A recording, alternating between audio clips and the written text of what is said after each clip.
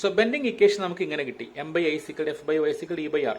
ഇതാണ് സാധാരണ ഉപയോഗിക്കുന്ന ഒരു ഓർഡർ. നിങ്ങൾക്ക് ഏത് ഓർഡറിൽ പഠിച്ചാലും കുഴപ്പമില്ല, പക്ഷേ ഈ ടേംസ് എല്ലാം അതിലുണ്ടായിരിക്കണം. m by i equal f by y equal e by r.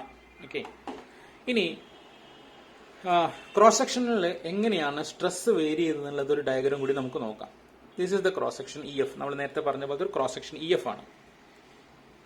ഇവിടെ ഈ bending stress is varying with respect to y. നേരത്തെ നമ്മൾ പറഞ്ഞു എഫ് ബൈ വൈ സിക്കൽ ഇ ബൈ ആർ കോൺസ്റ്റന്റ് ആയതുകൊണ്ട് F is proportional to y എന്ന് പറഞ്ഞു.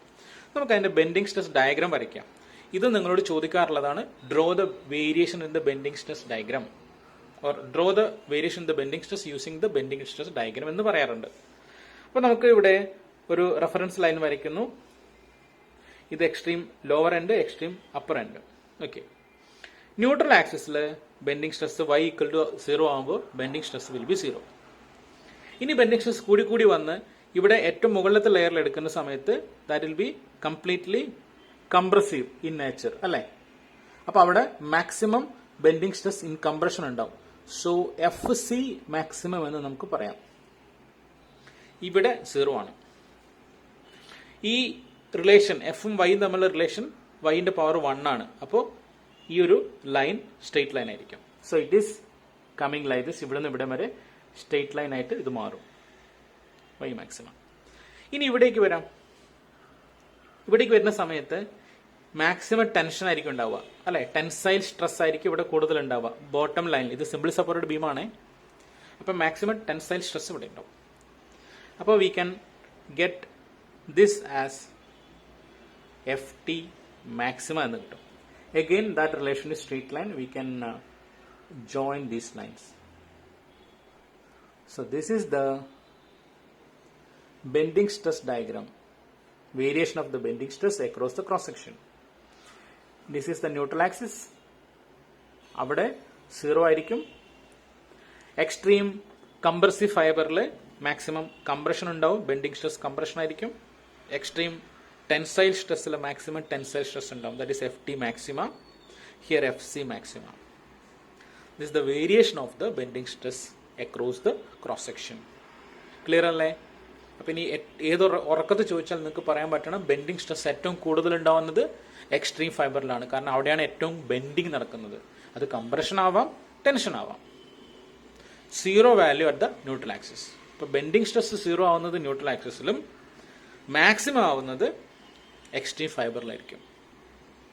Clear ആണോ? അങ്ങനെയാണെങ്കിൽ നമ്മൾ തൊട്ട് മുന്നത്തെ മോഡ്യൂളിൽ ബെൻഡിങ് മൊമെന്റും ഷിയർ ഫോഴ്സും തമ്മിലുള്ള റിലേഷനെ പറ്റി പറഞ്ഞിട്ടുണ്ടായിരുന്നു. ബെൻഡിങ് മൊമെന്റ് മാക്സിമം ആവുക, ഷിയർ ഫോഴ്സ് 0 ആവുന്ന സ്ഥലങ്ങളിലായിരിക്കും എന്ന് പറഞ്ഞിട്ടുണ്ട് അല്ലേ. അങ്ങനെയാണെങ്കിൽ നമുക്കിനി ഷിയർ ഫോഴ്സ് ഡയഗ്രാം വരയ്ക്കാൻ പഠിക്കാനുണ്ട്. അതിന് മുന്നേ ഒരു ചോദ്യം ചോദിക്കുകയാണ്. ഈ എക്സ്ട്രീം ഫൈബറിൽ ഷിയർ ഫോഴ്സ് അല്ലെങ്കിൽ ഷിയർ സ്ട്രെസ് എന്തായിരിക്കാം? ആ ഒരു കണ്ടീഷൻ പ്രകാരം ബെൻഡിങ് മൊമെന്റ് മാക്സിമം ആവുന്ന സ്ഥലത്ത് ഷിയർ ഫോഴ്സ് 0 നമ്മൾ പറഞ്ഞിരുന്നു. അങ്ങനെയാണെങ്കിൽ ബെൻഡിങ് സ്ട്രെസ് മാക്സിമം ആവുന്ന സ്ഥലങ്ങളിൽ ഷിയർ സ്ട്രെസ്സും 0 ആയിരിക്കണ്ടേ അല്ലേ? അതിപ്പോൾ തൽക്കാലം മനസ്സിൽ വെക്കുക. നമുക്ക് പിന്നെ അതെന്താന്നുള്ളത് നോക്കാം. അപ്പൊ ഇവിടെ മാക്സിമം ബെൻഡിങ് സ്ട്രെസ് ഉണ്ടാവുന്നത് എക്സ്ട്രീം ഫൈബേഴ്സിലാണ്. അത് കംപ്രസീവ് ആവാം, ടെൻസൈൽ ആവാം. ആൻഡ് 0 ബെൻഡിങ് സ്ട്രെസ് ഉണ്ടാവുന്നത് ന്യൂട്രൽ ആക്സിസിലാണ് അല്ലേ. ക്ലിയർ ആണല്ലോ? ഇനിയാണ് നമുക്ക് ഈ ന്യൂട്രൽ ആക്സിസ് എന്നൊരു സംഭവം മനസ്സിൽ വെക്കുമ്പോൾ സെന്റർ ഓഫ് ഗ്രാവിറ്റി, സെൻട്രോയിഡ് എന്നൊരു കോൺസെപ്റ്റും കൂടി വരണം. നമ്മൾ പണ്ട് മെക്കാനിക്സിൽ സെൻട്രോയിഡ് കണ്ടുപിടിക്കുന്ന പ്രോബ്ലം ചെയ്തിട്ടുണ്ടായിരുന്നു. നമ്മുടെ MOS സ്റ്റാർട്ട് ചെയ്ത സമയത്ത് ആദ്യത്തെ ഒരു ക്ലാസ്സിൽ ഞാൻ പറഞ്ഞിരുന്നത് സെൻട്രോയിഡ് കാണാനുള്ളൊരു ഐഡിയയും കൂടി ആയിരുന്നു. ഒന്ന് റിഫ്രഷ് ചെയ്തത് അല്ലേ. അപ്പൊ ആ സെൻട്രോയിഡിലായിരിക്കും ന്യൂട്രൽ ആക്സിസ് എന്ന പൊസിഷൻ ഉണ്ടാവുക. ആ ന്യൂട്രൽ ആക്സിസിന്റെ പൊസിഷനിലായിരിക്കും 0 സ്ട്രെസ്, ബെൻഡിങ് സ്ട്രെസ് ഉണ്ടാവുക. അപ്പൊ ഇനി നമുക്ക് അങ്ങോട്ട് കാണാൻ പോകുന്ന പ്രോബ്ലത്തിൽ ഈ മൊമെന്റ് ഓഫ് ഇനേഷ്യ കണ്ടുപിടിക്കേണ്ടി വരും, അവിടുത്തെ സെന്റർ ഓഫ് ഗ്രാവിറ്റി കണ്ടുപിടിക്കേണ്ടി വരും. എന്നാൽ മാത്രമേ ഈ സ്ട്രെസ് 0 ആവുന്ന കണ്ടീഷൻ പറയാൻ പറ്റുള്ളൂ. Okay, so anyway this is the bending stress variation. Bending stress ഗ്രാഫാണിത്. ബെൻഡിങ് സ്ട്രെസ് ഗ്രാഫ് ഇങ്ങനെയായിരിക്കും. ഓക്കെ, നെക്സ്റ്റ് നമുക്കൊരു ടേം പഠിക്കേണ്ടത് സെക്ഷൻ മോഡുലസ് എന്നാണ്. What is mean by section modulus? നമ്മൾ നേരത്തെ ആ ബേസിക് ഇക്വേഷനിലേക്ക് ഒന്ന് പോയി നോക്കാം. M by I equal to F by Y എന്നൊരു ഇക്വേഷൻ. സെക്കൻഡ് പാർട്ട്, മറ്റേ പാർട്ട് നമുക്ക് വേണ്ട, ഇത് മാത്രം എടുക്കാം. ഈ ഇക്വേഷന്റെ അകത്തുനിന്ന് നമ്മളൊരു ചെറിയൊരു രീതിയിലേക്ക് ഇതിനെ മാറ്റാണ്. That is M equal to I by Y into F എന്ന് ഒന്ന് റീഅറേഞ്ച് ചെയ്യുന്നു. ഇനി മാക്സിമം സ്ട്രെസ് ഉണ്ടാവും എപ്പോഴാ? എഫ് മാക്സിമം ആവും എപ്പോഴാ? വൈ മാക്സിമം ആകുമ്പോഴാണ്. അങ്ങനെ വൈ മാക്സിമം ആകുമ്പോൾ എഫ് മാക്സിമം ആകുമ്പോൾ അവിടെ ആക്ട് ചെയ്യുന്ന മൊമെന്റും മാക്സിമം ആയിരിക്കുമല്ലോ. അപ്പോൾ നമുക്ക് ഇക്വേഷൻ ഒന്ന് മാറ്റി എഴുതാം. മാക്സിമം മൊമെന്റ് വിൽ ബി, അല്ലെങ്കിൽ M equal to I by Y maxima into F maxima എന്ന് എഴുതാം. ഇത് ഉദ്ദേശിക്കുന്നത് എന്താ? മാക്സിമം മൊമെന്റ് ഓഫ് റെസിസ്റ്റൻസ് ആണിത്. എക്സ്റ്റേണൽ മൊമെന്റ് അല്ല, maximum moment of resistance M R equal to M R maxima equal to I by Y maxima into F maxima. Extreme ഫൈബറിൽ ഉണ്ടാവുന്ന maximum stress F maxima, അവിടെയാണ് extreme ഫൈബറിലായിരിക്കും ഉണ്ടാവുക. അത് കഴിഞ്ഞാൽ പിന്നെ അതിന്റെ സ്ട്രെസ് കപ്പാസിറ്റി നഷ്ടപ്പെട്ടു, പിന്നെ ഫെയിലർ ആവും അല്ലെ. അങ്ങനെയാണ് maximum moment of resistance will be I by Y maxima into F maxima. This I by Y maxima is termed as section modulus Z. ഈ സെക്ഷൻ മോഡുലസിന്റെ നൊട്ടേഷൻ Z ആണ്. Z into F maxima. Okay, so section modulus is defined as the ratio of the moment of inertia about the neutral axis to the maximum distance to the extreme fiber, അല്ലെങ്കിൽ distance to the extreme fiber. So Z is defined as moment of inertia about the neutral axis divided by distance to the extreme fiber. That is section modulus. Clear അല്ലേ? Okay, ഇതാണ് ഈ ഒരു പ്രോപ്പർട്ടിയാണ് ബീമൊക്കെ design ചെയ്യുന്ന സമയത്ത് നമ്മൾ ഉപയോഗിക്കുന്നത്. ഈ തിയറി പാർട്ടിലല്ലാത്ത ഒരു പ്രാക്ടിക്കൽ ആയിട്ടുള്ളൊരു കാര്യം പറയട്ടെ. നമുക്ക് ബീമൊക്കെ ഡിസൈൻ ചെയ്യുന്ന സമയത്ത് എപ്പോഴും ബീമിന്റെ സ്ട്രെങ്ത് എന്ന് പറയുന്നത് ബീമിന്റെ ഡെപ്തിലാണ്. നിങ്ങൾ ശ്രദ്ധിച്ചിട്ടുണ്ടാവുമായിരിക്കും, വലിയ ബിൽഡിംഗ്, വലിയ ലോഡൊക്കെ വരുന്ന ബിൽഡിംഗ് ആകുന്ന സമയത്ത് ബീമിന്റെ ഡെപ്ത് കൂട്ടി കൂട്ടി കൊടുക്കും. നമ്മൾ സാധാരണ വീടുകളിലൊക്കെ ബീമിന്റെ ഡെപ്ത് അറൌണ്ട് 20 സെന്റിമീറ്റർ ഒക്കെ ഉണ്ടാവുള്ളൂ. പക്ഷെ ഒരു മൾട്ടി സ്റ്റോറി ബിൽഡിംഗ്, ഒരു കോംപ്ലക്സ് ഒക്കെ വരുന്ന സമയത്ത് അവിടെ ബീമിന്റെ ഡെപ്ത് വളരെ കൂട്ടിയിട്ട് ഒരു 40 സെന്റിമീറ്റർ 50 സെന്റിമീറ്റർ വരെ കൊടുക്കും. ദാറ്റ് മീൻസ് ബീമിന്റെ സ്ട്രെങ്ത് കൂടുന്നത് അതിന്റെ തിക്നെസ് കൂടുമ്പോഴാണ് അല്ലെ, അല്ലെങ്കിൽ ഡെപ്ത് കൂടുമ്പോഴാണ്.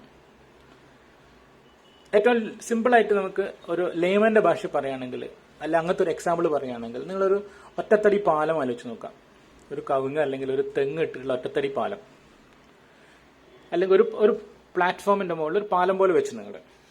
അപ്പൊ ഈ പാലത്തിന് ബലം കൂടണമെങ്കിൽ അതിന്റെ തിക്നെസ് കൂടുമ്പോഴല്ലേ ബലം കൂടുക, വീതി കൂട്ടേണ്ട കാര്യമില്ലല്ലോ, തിക്നെസ് കൂടുമ്പോഴാണ്. അപ്പൊ ഒരു കവുങ്ങിന്റെ പാലത്തിനേക്കാൾ തെങ്ങിന്റെ പാലത്തിനേക്കാൾ കൂടുതൽ സ്റ്റിഫായിരിക്കും, അല്ലെങ്കിൽ കൂടുതൽ ബലം ഉണ്ടാവുക. കാരണം എന്താ? തെങ്ങ് കുറച്ച് വലുതാണ്, കവുങ്ങിന്റെ ഡയമെൻഷൻ ഇത്രേ ഉണ്ടാവുള്ളൂ. സോ ഈ ഒരു ഡെപ്ത് കൂടുമ്പോഴാണ് അവിടെ ബെൻഡിങ് ചെയ്യാനുള്ള റെസിസ്റ്റൻസ്. പാലത്തിൽ എന്താ സംഭവിക്കുന്നത്? തെങ്ങാണെങ്കിലും കവുങ്ങാണെങ്കിൽ ബെൻഡ് ചെയ്യും. കവുങ്ങ് വളരെ കൂടുതൽ ബെൻഡാവും, തെങ്ങ് അത്രത്തോളം ബെൻഡാവില്ല അല്ലേ. കാരണം എന്താ? ഇവിടെ ഈ ഒരു ഡെപ്താണ് അതിനെ റെസിസ്റ്റ് ചെയ്യുന്നത്, അല്ലെങ്കിൽ ആ റെസിസ്റ്റിംഗ് പ്രോപ്പർട്ടി ഉണ്ടാക്കുന്നത് ഡെപ്താണ്. സോ ബീമിനെ സംബന്ധിച്ചിടത്തോളം ബീം ബെൻഡ് ചെയ്യാൻ വേണ്ടി ഉണ്ടാക്കുന്ന ഒരു സാധനമാണ്. ഈ ബെൻഡിങ് കുറയുന്നത് എപ്പോഴാണ്? ഡെപ്ത് കൂടുമ്പോഴാണ് അല്ലേ. ഈ ഡെപ്തിനെ എങ്ങനെ ഈ മൊമെന്റ് ഓഫ് റെസിസ്റ്റൻസ്, അതായത് ഡെപ്ത് കൂടുമ്പോഴാണ് ബെൻഡ് ചെയ്യാനുള്ള റെസിസ്റ്റൻസ് കൂടുക എന്ന് പറഞ്ഞത്. That means it is the resistance against bending. That is the moment of resistance against bending. M R എന്ന വാല്യൂലേക്ക് വരുന്നു. അപ്പൊ ഈ എം ആറിനെ ഡെപ്തിനെ എങ്ങനെ കൺട്രോൾ ചെയ്യുന്നു, അല്ലെങ്കിൽ എം ആറിനെ ഡെപ്ത് എങ്ങനെ കൺട്രോൾ ചെയ്യുന്നു, അതാണ് നമുക്ക് നോക്കേണ്ടത്.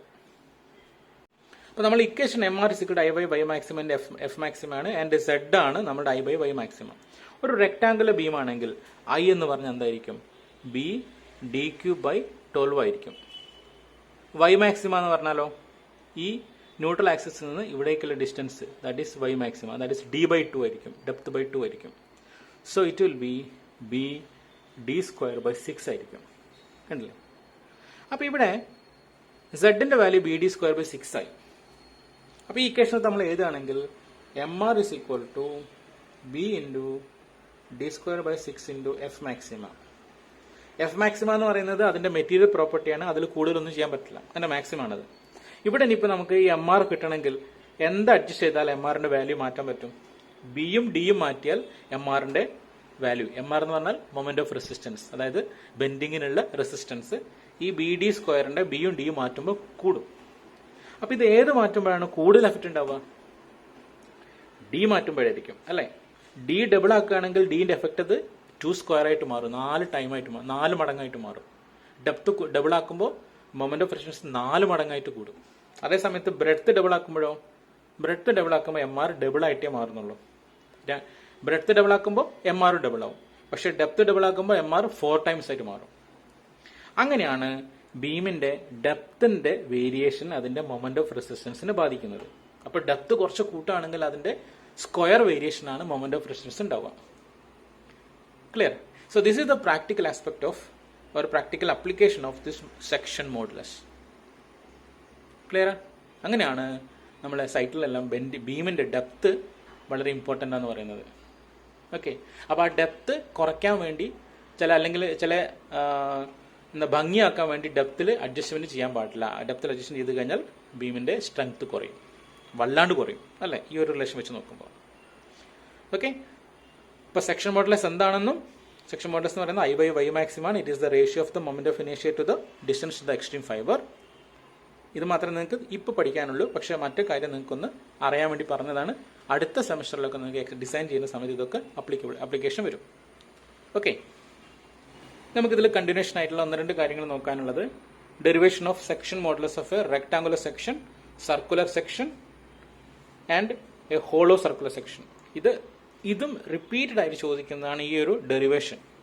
വളരെ സിമ്പിൾ ആണ് ഇത് പഠിക്കാൻ, നിങ്ങൾക്ക് ഫുൾ മാർക്ക് വാങ്ങാവുന്നതാണ്. So section modulus of a rectangular section. Section modulus എന്ന് പറയുന്നത് എന്തായിരുന്നു? Equation I by Y maximum ആയിരുന്നു. അപ്പോൾ ഇവിടെ ഐ എന്ന് പറയുന്നത് ബി ഡി ക്യൂ ബൈ 12 ആണ്. നമുക്കറിയാം റെക്ടാങ്കിൾ ആണെങ്കിൽ അതിന്റെ ക്രോസ് സെക്ഷൻ റെക്ടാങ്കിൾ ആണെങ്കിൽ I equal to B D cube by 12. Y maxima ഈ ന്യൂട്രൽ ആക്സിസിൽ നിന്ന് എക്സ്റ്റേണൽ ഫിഗറിലെ എക്സ്ട്രീം ഫിഗറിലേക്കുള്ള എക്സ്ട്രീം ലെയറിലേക്കുള്ള distance Y maxima, that is D by 2. So z is equal to I by y maxima, that is bdq by 12 divided by d by 2, that is bd square by 6. ഇത് കിട്ടി. Similarly section modulus of a circular section. Circular സെക്ഷന്റെ ഐന്റെ value എന്ന് പറയുന്നത് pi D raised 4/64 ആണ്. Moment of ഇനേഷ്യ of a circular section about neutral axis will be pi D raised 4/64. അതിന്റെ y maxima neutral axis extreme ഫൈബറിലേക്കുള്ള length y maxima is equal to d by 2. Substituting, will be getting pi dq by 32. So for a circular section it is pi dq by 32. Then hollow circular section anengil I will be outer I minus inner I, that is pi d outer pi d raised to 4/64 minus pi d inner raised to 4/64 divided by y maxima എന്ന് പറയുന്നത് small d by 2 ആണ്. Sorry, outer d by 2 ആണ് അല്ലേ, outer d by 2 ആണ്. അപ്പോൾ ഈ formula വേണ്ട, നിങ്ങൾ ജസ്റ്റ് ഇതിനെ divided by D by 2, D outer by 2 എന്ന് മാത്രം എഴുതിയാൽ മതി. ഈ ഫോർമുല വേണമെന്നില്ല. I by D O by 2 എന്ന് എഴുതാം. അതായത് pi D raise to 4/64 outer minus pi D inner raise to 4/64, that is the I value divided by D outer by 2. ഇത്ര മാത്രം മതി. That is the Z value for a hollow circular section. Clear അല്ലേ? അപ്പൊ ഈ ഒരു 3 ഡെഫിനിഷനും ഡെറിവേഷനും തറവായിട്ട് ഇതിൽ വരും.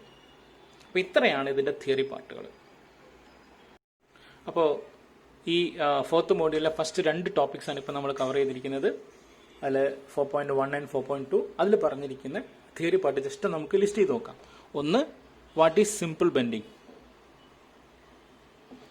Simple ബെൻഡിങ്ങിന്റെ ഡെറിവേഷൻ പഠിച്ചു, ഡെഫിനേഷൻ പഠിച്ചു, അതിന്റെ ഒരു SFD BMD വരച്ച എക്സ്പ്ലനേഷൻ പഠിച്ചു. That means where there is no shear force and only bending moment, that is simple bending. 2, simple ബെൻഡിങ്ങിന്റെ അസംഷൻസ് ആൻഡ് ലിമിറ്റേഷൻസ് അത് പഠിച്ചു. 7 പോയിന്റ് ലിസ്റ്റ് ചെയ്തിരുന്നല്ലോ. ഇനി ഈ ബെൻഡിങ് ഇക്വേഷൻ എന്താണെന്നും അതിന്റെ ഡെറിവേഷനാണ് പിന്നെ പഠിച്ചത്. ബെൻഡിങ് ഇക്വേഷൻ എന്ന് പറയുന്നത് m by I equal to f by y equal to e by r എന്ന ഒരു ബെൻഡിങ് ഇക്വേഷൻ, അതിന്റെ ഡെറിവേഷൻ. നാലാമത്തെ പോയിന്റ്, ഈ ബെൻഡിങ് സ്ട്രെസ്സിന്റെ variation across the cross section അല്ലേ, അതായത് മാക്സിമം ഈ രീതിയിൽ F C maxima and F T maxima, ഇതാണ് അടുത്തത്. പിന്നെ എന്തായിരുന്നു, പിന്നെയാണ് ഇപ്പോൾ പറഞ്ഞിരിക്കുന്ന section modulus Z value, that is I by Y maxima. Section modulus പറഞ്ഞു. The next point is moment of resistance. Moment of resistance എന്ന് പറയുന്നത് it is the moment of the resistance against external moment acting, and that moment of resistance is equal to E by R into I or F by Y into I. ഇതാണ് moment of resistance. ഇതിന് it is the maximum resistance offered by the section against the external bending. Okay, ഓരോ definition clear അല്ലേ? അപ്പോൾ ഓരോന്നിന്റെ ഡെഫിനേഷനും അതിന്റെ corresponding ഡെറിവേഷനും താറവായിട്ട് പഠിക്കുക. This is the portion covering in the first 2 sections of this module. ഇനി ഇതിന്റെ പ്രോബ്ലത്തിലേക്ക് നമുക്ക് കടക്കാം. ഓക്കെ.